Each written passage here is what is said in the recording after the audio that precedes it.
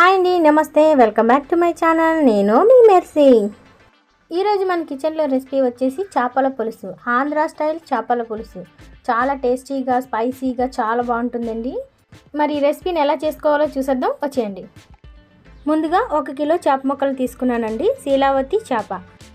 దీన్ని శుభ్రంగా కడిగి నీచు వాసన రాకుండా ఉప్పు, పసుపు వేసుకొని శుభ్రంగా కడిగి పెట్టుకోండి. ఇప్పుడు 1/2 టేబుల్ స్పూన్ పసుపు, రుచికి తగినంత ఉప్పు, 2 టేబుల్ స్పూన్ కారం.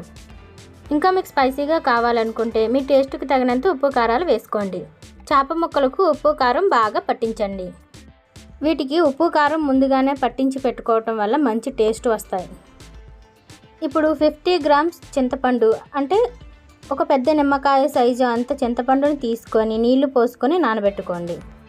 ఒక చిన్న మిక్సీ జార్ని తీసుకొని 1 ఇంచ్ దాల్చిన చెక్క, 4 లవంగాలు, 7-8 వెల్లుల్లి రెబ్బలు, 1 టేబుల్ స్పూన్ ధనియాలు, 1 టేబుల్ స్పూన్ జీలకర్ర, వీటన్నింటినీ కొద్దిగా బరకగా గ్రైండ్ చేసుకొని పక్కన పెట్టుకోండి.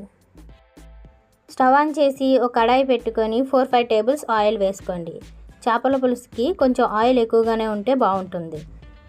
1/2 టేబుల్ స్పూన్ మెంతులు వేసుకోండి. మెంతులు ఎర్రగా వేగిన తర్వాత ఒక పెద్ద ఉల్లిపాయను ఇలా కచ్చాపచ్చగా గ్రైండ్ చేసుకొని వేసుకోండి, లేదంటే రోట్లో దంచుకొని వేసుకుంటే ఇంకా బాగుంటుంది.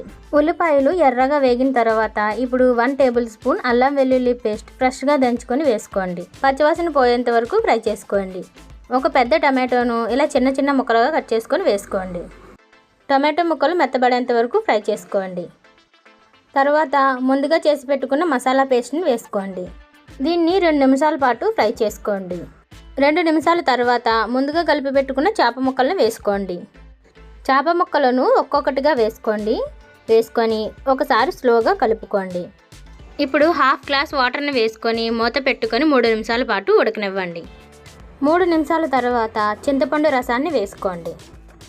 చింతపండు రసాన్ని మీ పులుపుకు తగ్గట్టు ఎక్కువ తక్కువ అనేది బ్యాలెన్స్ చేసుకొని వేసుకోండి. నాకు కొంచెం పులుపు ఎక్కువ ఉంటేనే ఇష్టం. చూడండి, నేను చూపిస్తున్న విధంగా సైడ్ నుంచి ఇలా చేప ముక్కలను కలుపుకోండి, లేదంటే చేప ముక్కలన్నీ విరిగిపోతాయి. 5 పచ్చిమిరపకాయలను నేను చూపిస్తున్న విధంగా కట్ చేసుకొని వేసుకోండి. ఉప్పు కారం టేస్ట్ చూసుకోండి, ఏమైనా తక్కువ అనిపిస్తే ఇక్కడ వేసుకోవచ్చు. కొద్దిగా కొత్తిమీరను కూడా వేసుకోండి. మంటను మీడియం ఫ్లేమ్లో పెట్టుకొని 10 మినిట్స్ పాటు స్లోగా ఉడకనివ్వండి. చూడండి, 10 నిమిషాల తర్వాత పులుసు ఎంత చక్కగా మరిగిపోయిందో.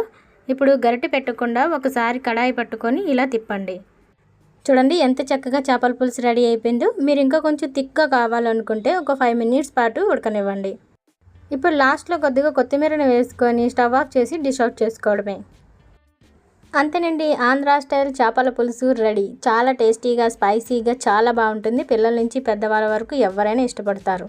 తప్పకుండా ట్రై చేయండి. మీకు ఎలా వచ్చిందో నాకు కామెంట్ చేయడం మర్చిపోకండి. మెర్సీస్ కిచెన్ ఛానల్ని సబ్స్క్రైబ్ చేసుకోండి.